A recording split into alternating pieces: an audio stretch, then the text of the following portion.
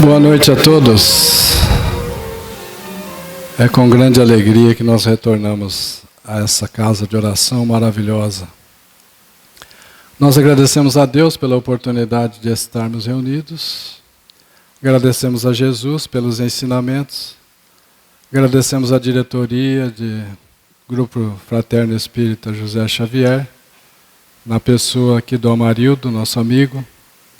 Também agradeço a Mário e a Cláudio Delboni, que estão na técnica.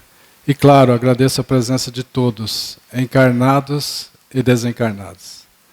Nós trouxemos um tema hoje, combinando com a diretoria, sobre a vida e obra de Allan Kardec. Nós estamos no mês de Kardec. Outubro é o mês que Kardec nasceu, dia 3 de outubro de 1804. Então, nós vamos colocar aqui. Eu, inclusive, vou pedir para Roberto Carlos cantar para nós o parabéns a Allan Kardec. Ele nasceu numa quarta-feira, dia 3 de outubro de 1804. Parabéns pra você. Não lembro. Nessa data querida, muitas felicidades. Muitos anos de vida.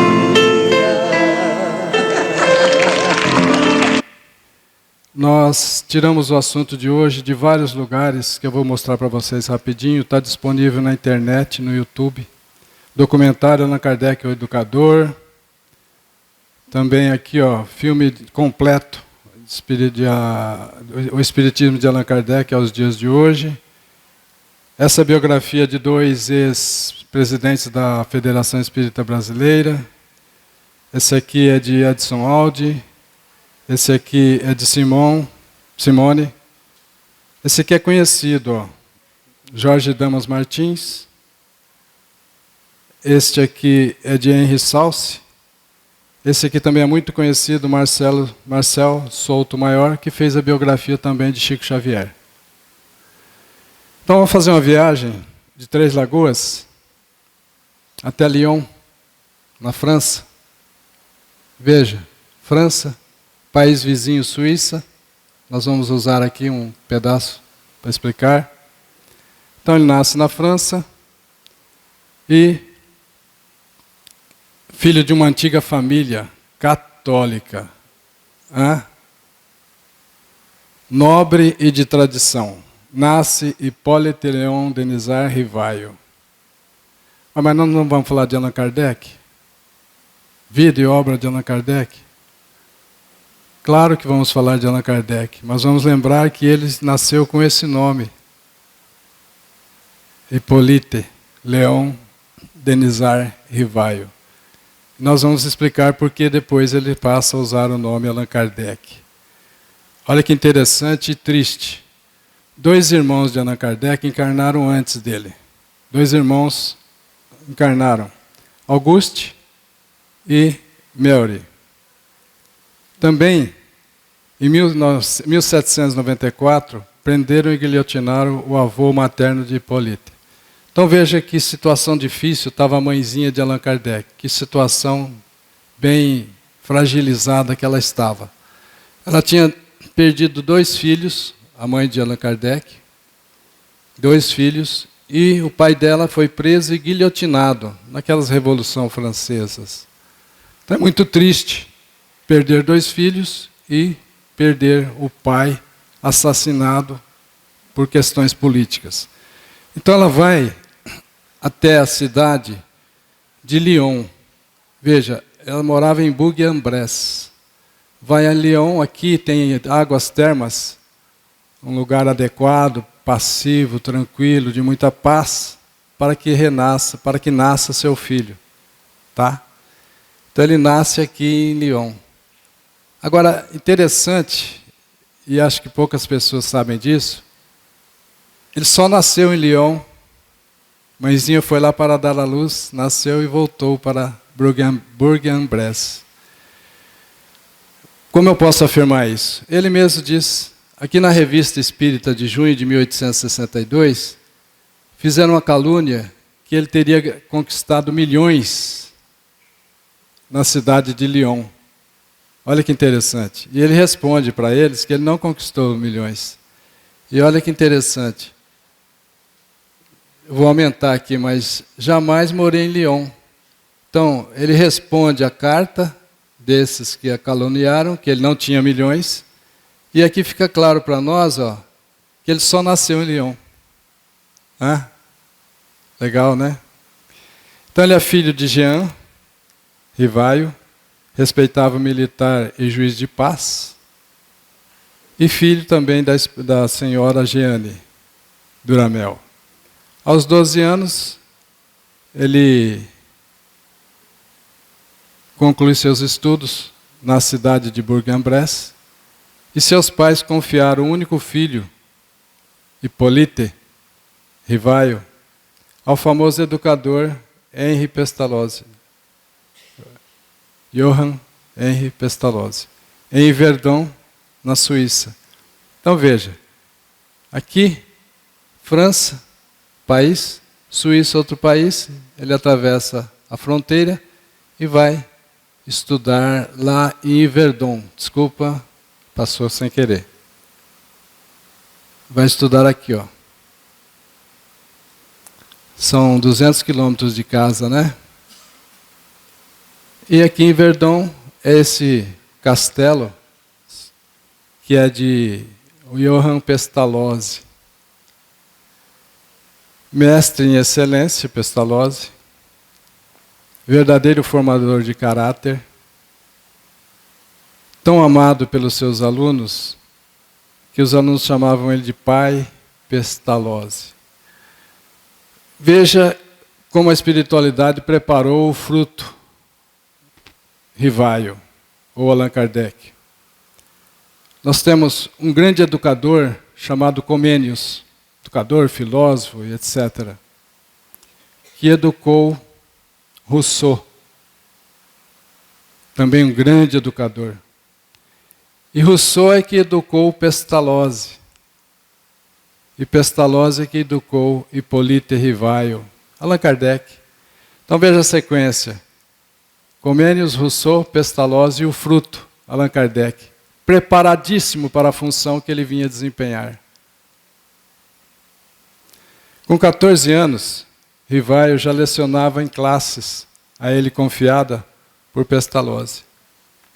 14 anos, gente, precoce demais. Já lecionava. Frequentou o curso normal do Instituto Yverdon.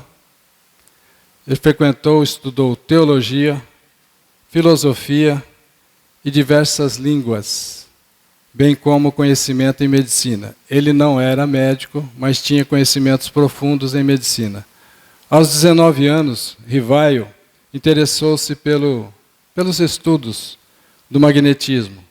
Aqui magnetismo ainda material, né, da física, norte, sul, os polos, mas depois também magnetismo humano, nos passes, nas águas fluídas. Então, em 1824, ele publica em Paris suas primeiras obras. Veja, publica a obra Aritmética do Primeiro Grau e Curso Teórico e Prático de Aritmética, na área de matemática, né, gente? Ó, estou dizendo, dá para comprovar aqui com esse documento também.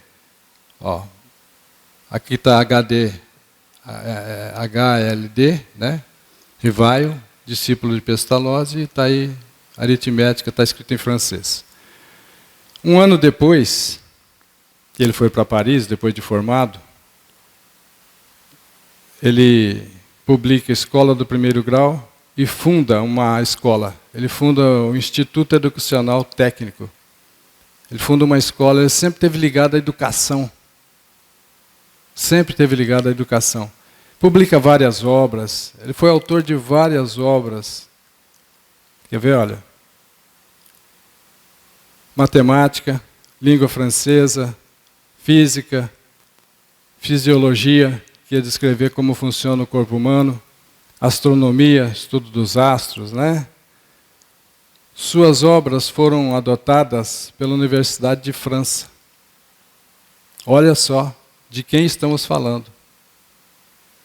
Suas obras foram adotadas por uma universidade, a Universidade de França. Está aí a demonstração, a prova disso.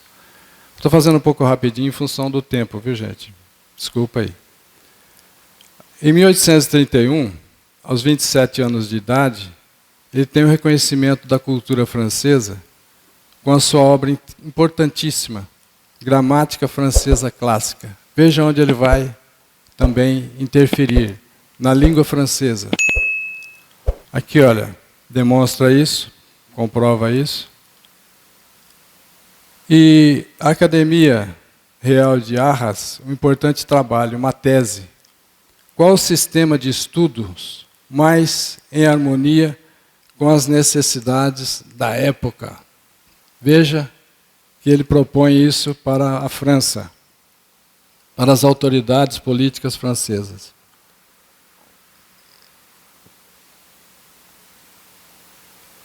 Essa tese alcançou o primeiro prêmio da Academia, primeiro prêmio da França toda, que lhe deu o maior reconhecimento no meio cultural. Ficou conhecidíssimo, inclusive na Europa toda. Ele traduziu para o alemão obras de educação e moral, principalmente de Fénelon. Só para lembrar, Kardec falava 6 idiomas. Eu mal falo português. Ele falava, ó, conta aí, francês, inglês, alemão, holandês, espanhol e italiano. Falava fluentemente, traduzia obras do alemão para o francês, para outras línguas também. Aqui só para lembrar, Fénelon é um dos espíritos que lhe transmitiram vários conhecimentos na codificação, na obra espírita. Fénelon aparece no Evangelho segundo o Espiritismo com 6 mensagens de Fénelon. Ele foi um teólogo católico, poeta, também escritor francês. Fénelon. Aos 27 anos, casa-se com a senhorita Amélie Gabrielle Boudet. Ela tinha apelido de Gabi, por causa de Gabriele, né? Tinha apelido de Gabi. Distinta professora, uma jovem culta, poetisa, pintora, que conhecera no Instituto Educacional Técnico. Certamente deve ter acontecido assim, né? Ela dava aula lá, ele era o dono do colégio, em sociedade com um tio. E nas horas do cafezinho, nos intervalos, ele deve ter levado um papo com ela, viu, Amarildo? E conquistou Gabi, que também era muito culta, uma intelectual da época. A desenhista, poeta, pintora. E após 2 golpes, nem tudo é mar de rosa, viu, gente? Após 2 golpes financeiros seguidos, causados por um tio, que lhe dá prejuízo, o tio que era sócio, e um amigo comerciante. Então, eles atravessam grande dificuldade financeira. Fica sem nada, nada. Inclusive, sem um Instituto Educacional Técnico. Sem nada. Mas, junto com sua esposa, Gabi, prosseguem no ideal da educação e de um mundo justo. Um mundo justo, um mundo em que todos sejam fraternos, irmãos. Ele já tinha essa preocupação em que ele adquire de reencarnações anteriores, lembrando que ele é um apóstolo do Cristo, que viveu com Cristo há 2000 anos atrás. Lembrando que ele estudou com Pestalozzi. Pestalozzi era extremamente caridoso. Pegava crianças, teve a ocasião de ter 50 crianças em que ele estava educando, gratuitamente, no Instituto Iberdão.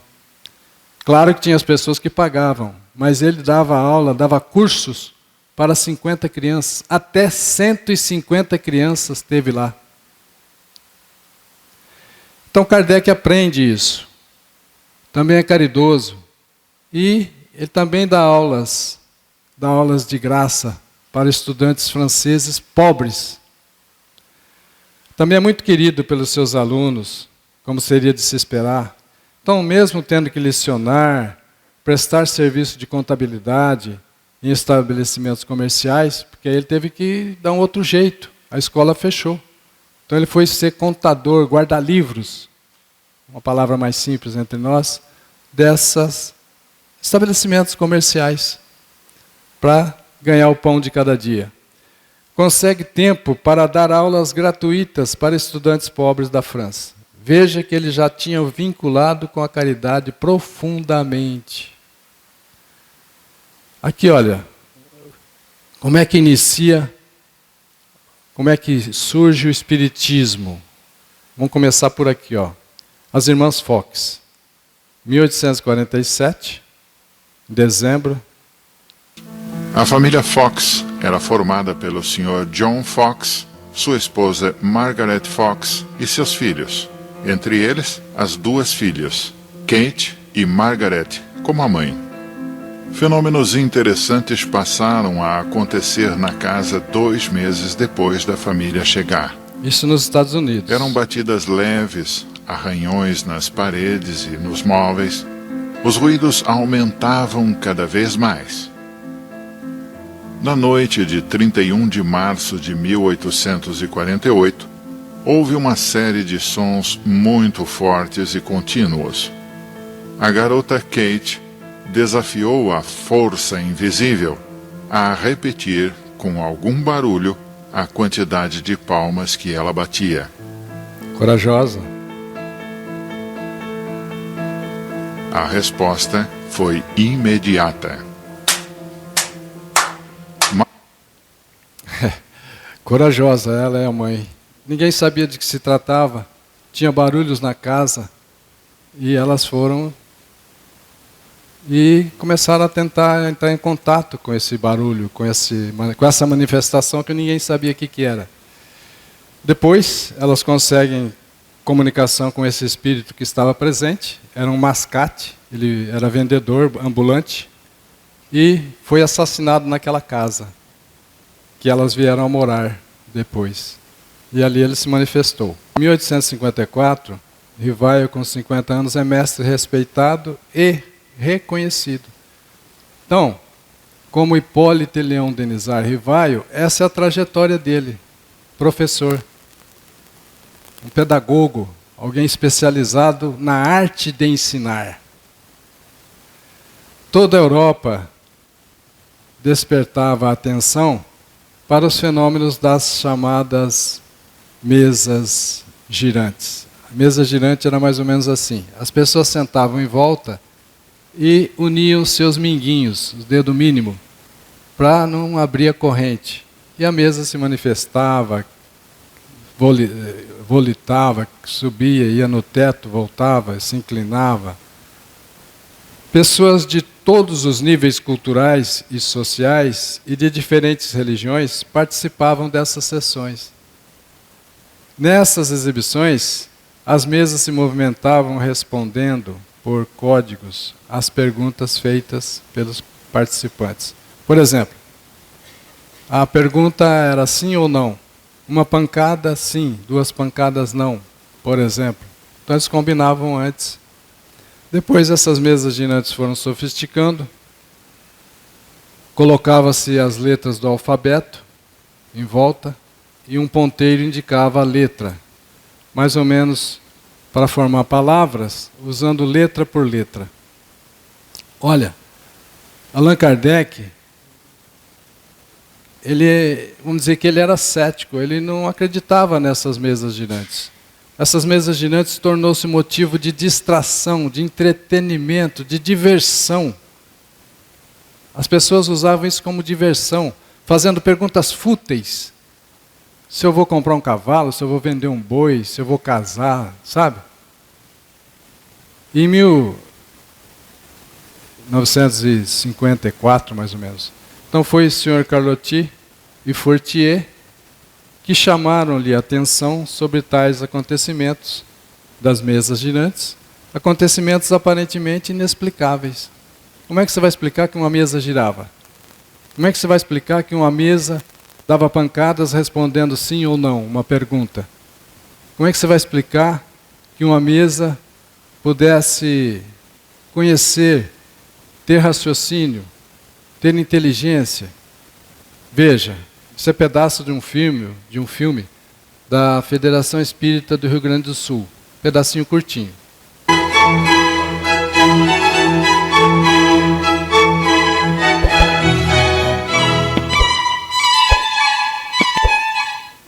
Eu tenho quase certeza, meu caro professor Rivail, de que estamos diante de uma coisa bem mais extraordinária.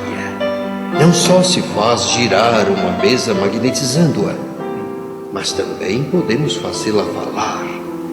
Interroga-se e ela responde. Mas, Fortier, isso é uma outra questão.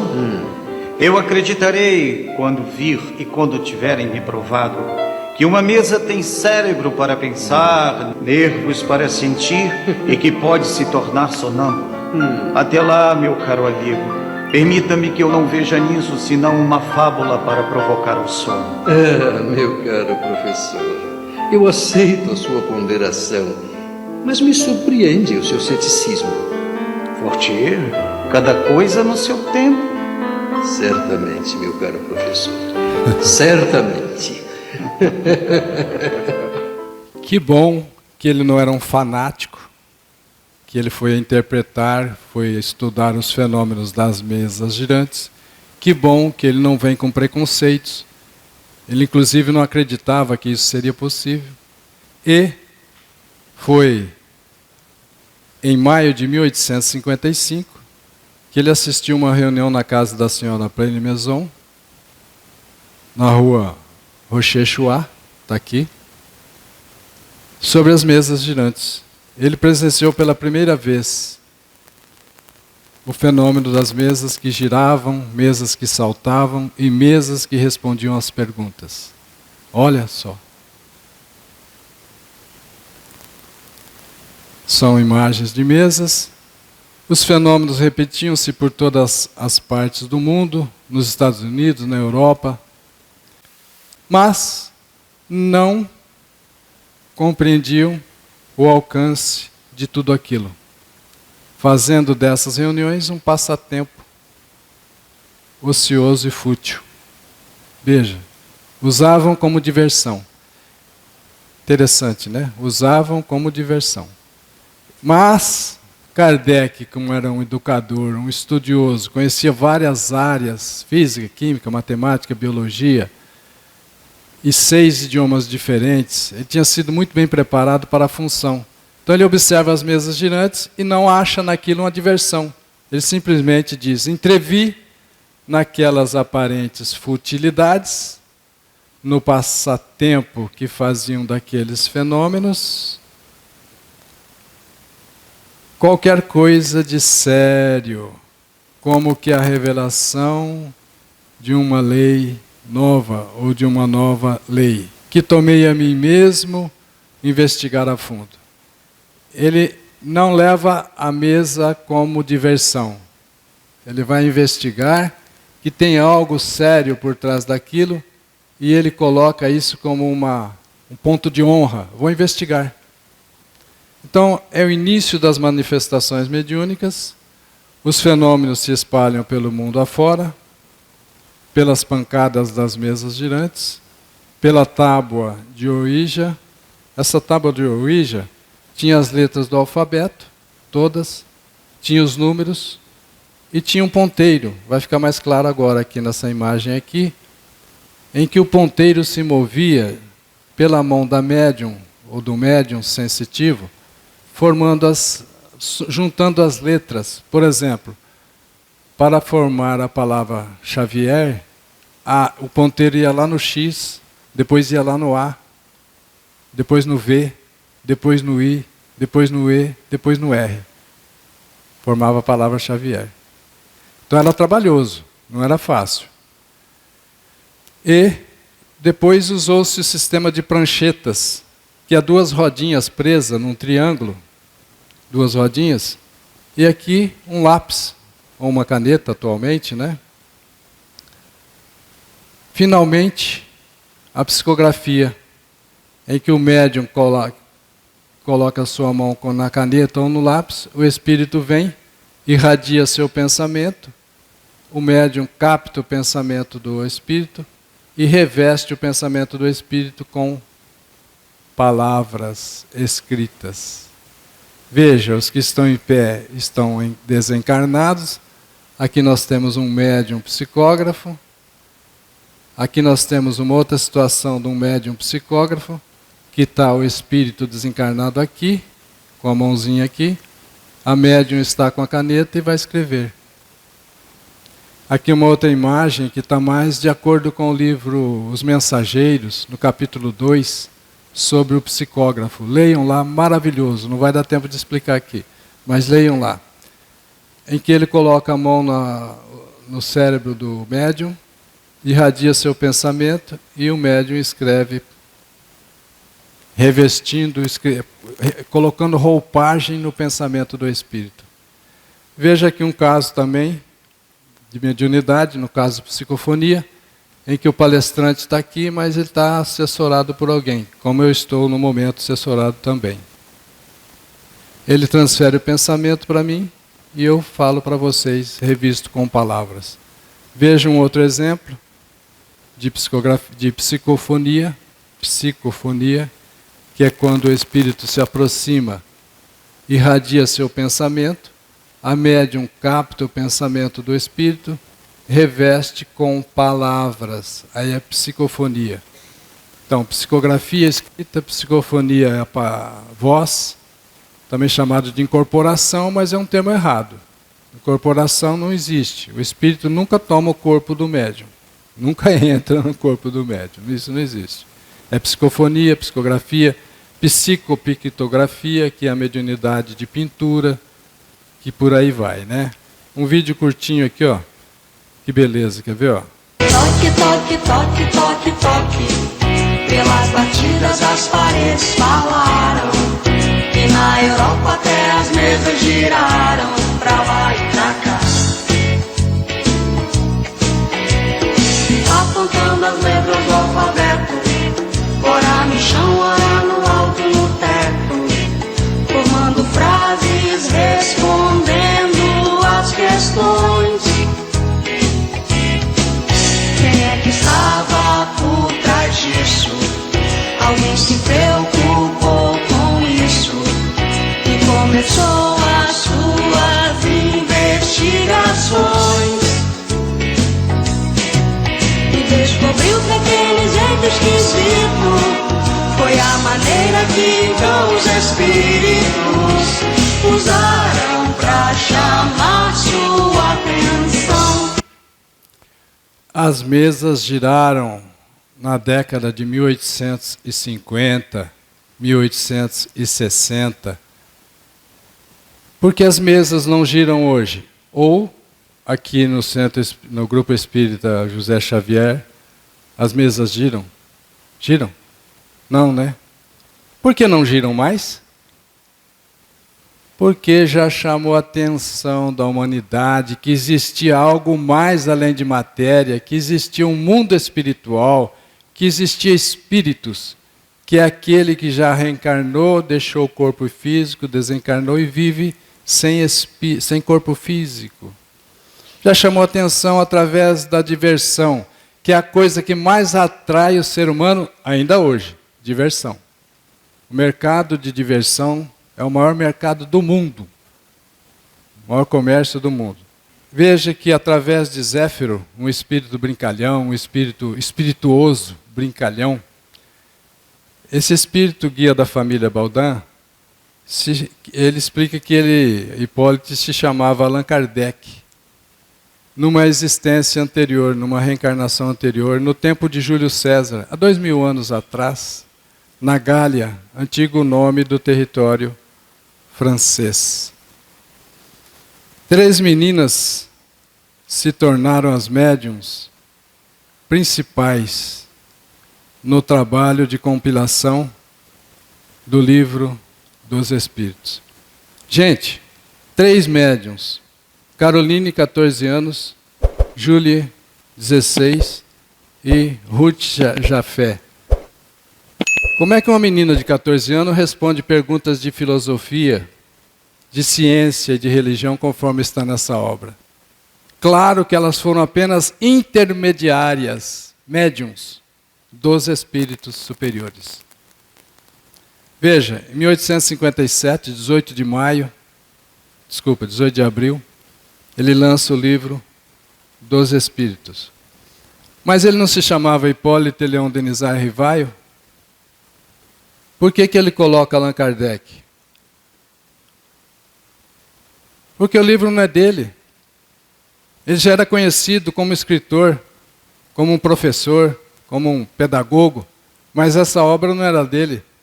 A obra é dos Espíritos, mas tem que ter um nome de alguém encarnado até hoje. Os 400 e tantos livros de Chico Xavier tiveram que constar o nome de um encarnado como autor, Chico Xavier. Embora as obras fossem de Emmanuel, André Luiz e tantos outros, não é isso? Em 1859 ele lança O que é o Espiritismo, em 1861 ele lança o Livro dos Médiuns, em 1862 ele lança o livro Espiritismo na sua expressão mais simples. Também ele lança nesse mesmo ano uma viagem que ele faz pela Europa, viagem espírita, divulgando a obra espírita. Em 1864 ele lança, na minha opinião, o livro mais inteligente, mais verdadeiro, mais sincero sobre a face da Terra. Porque ele promete te tornar feliz e te torna feliz. Em 1865 ele lança O Céu e o Inferno. Em 1868 ele lança a Gênese. Aqui ele explica como surge o universo e etc. Paralelamente ele lança uma revista por mês, gente do céu.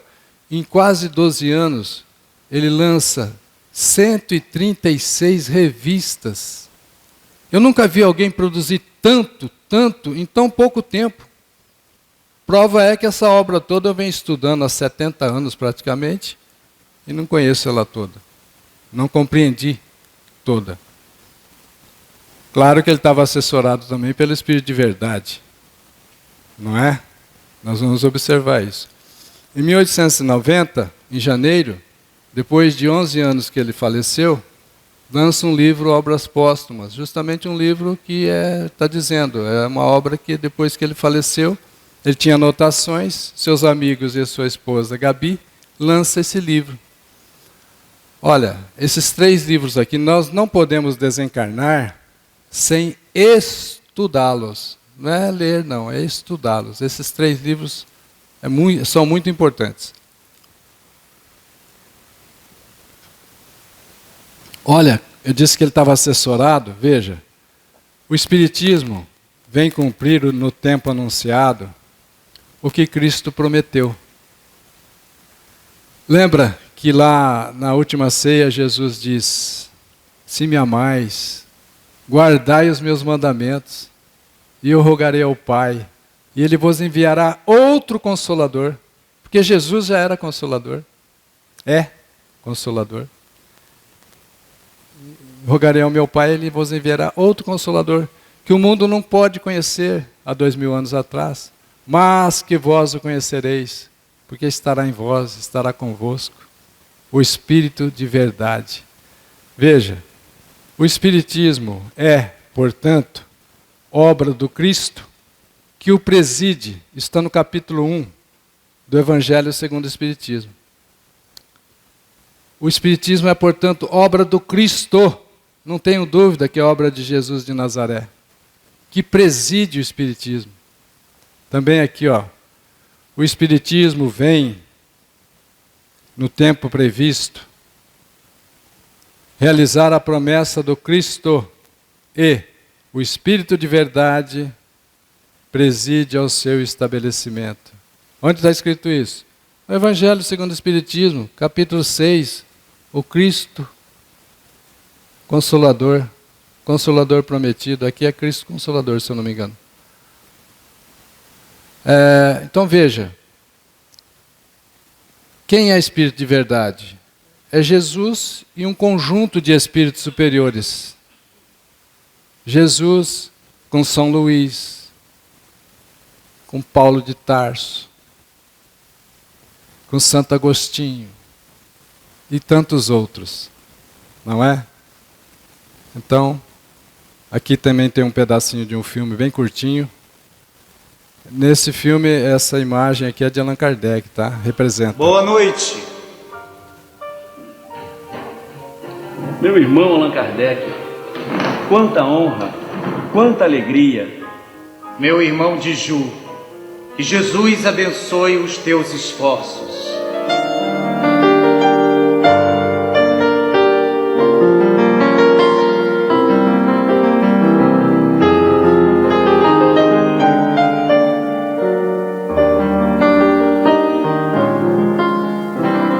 Senhores, senhoras, que Jesus nos abençoe. Quando se considera o estado atual da sociedade, é-se tentado a olhar sua transformação como um milagre. Pois muito bem, este é o milagre que o Espiritismo pode e deve realizar, pois que está nos desígnios de Deus, isto com auxílio de uma divisa: fora da caridade não há salvação. Fora da caridade não há aprendizado no bem. Fora da caridade não há evolução moral. Por isso, fora da caridade não há salvação, porque todos somos chamados, mas poucos estamos aptos, estamos aprovados, logo poucos somos escolhidos. Jesus disse isso, mas o Espiritismo vem chamar a todos e dar condições para que o maior número de pessoas estejam aprovadas e sejam escolhidas. Allan Kardec retornou ao plano espiritual. Ele desencarnou no dia 31 de março de 1869, às 12 horas. Ao entregar os manuscritos da Revista Espírita, de Abril para impressão. Veja, a revista de Abril já estava pronta em 31 de março. Ah, interessante, né? Se a revista fosse eu que escreveria, a de Abril eu ia entregá-la em maio, junho, mais ou menos. Kardec era muito pontual, muito esforçado. Kardec era muito disciplinado. A revista estava pronta em 31 de março para ser impressa e no mês de abril. Então veja bem, Kardec tinha todas as condições para cumprir a missão que ele veio realizar. Paralelamente a ele, nós tínhamos na época Leon Denis. Aqui está o túmulo de Kardec na França, no cemitério da França. Olha, tem uns escritos aqui em cima, não tem? Eu vou mostrar para vocês o que está escrito já já. Aqui é uma visão lateral do túmulo. Lá, naquela pedra que eu mostrei para vocês, está escrito assim: nascer, morrer, renascer ainda e progredir sem cessar. Esta é a lei, ou seja, reencarnar, nascer, desencarnar, morrer, reencarnar ainda e progredir sem cessar. Progredir sem cessar. Ele não disse reencarnar sem cessar. Não é reencarnar sem cessar, porque nós vamos reencarnar até que a reencarnação não tenha mais nada para nos oferecer na caminhada evolutiva. Aí nós vamos continuar a caminhada evolutiva em espírito com o perispírito, que é um corpo mais sutil, mais energético. Essa é a lei. Essa é a lei. Então aqui, olha, dando uma volta em torno do túmulo dele, já estou terminando, viu? Dando uma volta em torno do túmulo.